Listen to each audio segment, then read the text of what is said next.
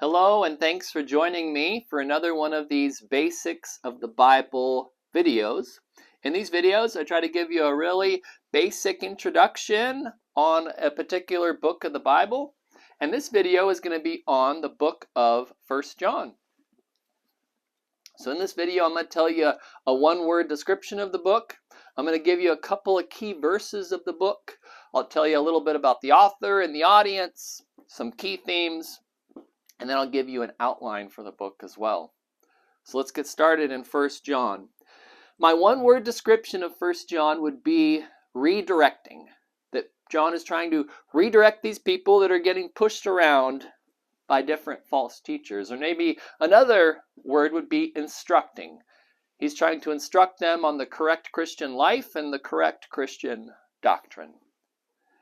1 John is one of the most personal and intimate letters, even though it mentions no name and no location. It's also one of the most doctrinally complex letters, while also being extremely practical. It's also difficult to outline, yet its topics and intentions of the letter are crystal clear. Now, a key verse of this book I would take is chapter 1, verses 3 and 4, I would label as key verses that summarize this whole book. Let me read them for you from the New American Standard Bible. What we have seen and heard we proclaim to you also, so that you too may have fellowship with us. And indeed our fellowship is with the Father and His Son, Jesus Christ. These things we write so that our joy may be made complete. Those are two key verses for the book for the tests of fellowship view.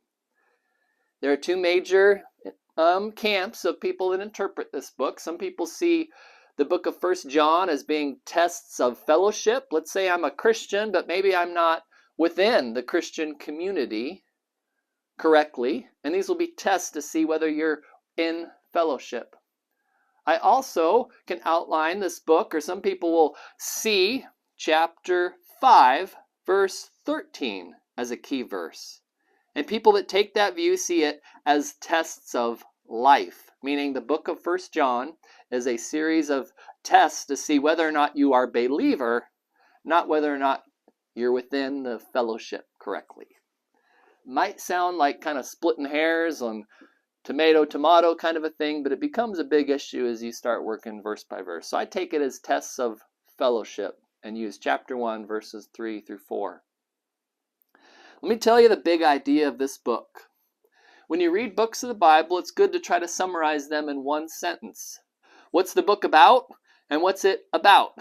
What it's about. What does it say? And then what does it say about what it says?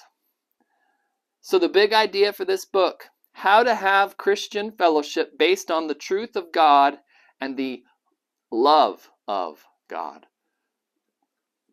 Now, the author of this book, I'm going to take as the Apostle John, the man that was called by Jesus, who was a disciple with Jesus for 3 years, that saw Jesus die on the cross and was a witness to the resurrected Christ, and that was sent out by the church, and which church history tells us went to Ephesus and to Asia Minor, modern-day Turkey, in about 70 AD, and spent the rest of his life there among the Gentiles. That's the John I'm going to take.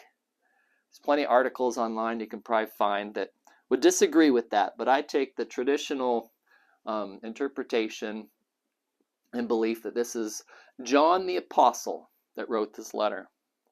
The date that I believe was written was about 90 AD, so probably shortly after the Gospel of John, but before the book of Revelation. 4 themes in this book. Love is obviously a theme. Following God's commandments is a theme. Children is a theme. And then abiding is a theme. An outline that I have, 3 headings for an outline. I see chapter 1, verses 1 to 4 is the prologue or the introduction. Then under that, we read about life without sin. Chapter 1, verse 5 to chapter 2, verse 27.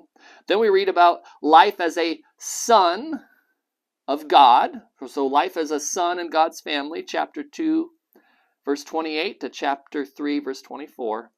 And then life in the Son of God, right? Life in Jesus, chapter 4, verse 1, verses 5 to 13. And then I see chapter 5, verse 14 to verse 21 as the conclusion. So that's one outline. I'm not sure if that's one of my better outlines, to be honest, of books of the Bible. I do have a more detailed one that I'll try to put a link to in the description on my website, or you can Google Christopher L. Scott 1 John outline, and it'll probably pop up there. That's a more detailed outline with headings, subheadings, sub-subheadings, and we'll kind of flesh out the book a little more. John was writing to believers, like I said. I believe he's writing to Christians in the area of Ephesus and Asia Minor. There have been some problems within the church where people have gone out and are following different doctrines, and John is writing to the original Christians that are still there, trying to encourage them and teach them correct doctrine and reaffirm things, but also clarify that those who left are wrong. That would be my understanding.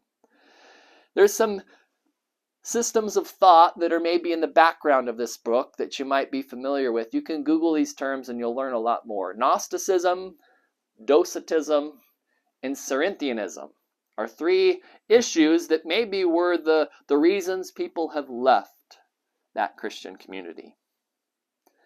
So I hope this is helpful for you as you get started in the book of John. We're at 6 minutes, so I want to cut it off at about 7.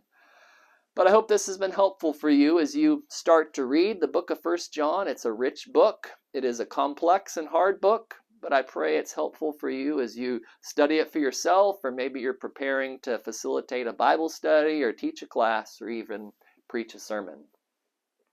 There's a lot more we could have said on the letter of 1 John, so if you have some things to share that I haven't talked about that you feel like others should know, feel free to leave a comment down there or write out some thoughts, and myself and others can read from them and benefit. Thanks for watching this video, and I hope to catch you on another one of my Basics of the Bible videos. Thanks for watching. Hope to catch you again soon.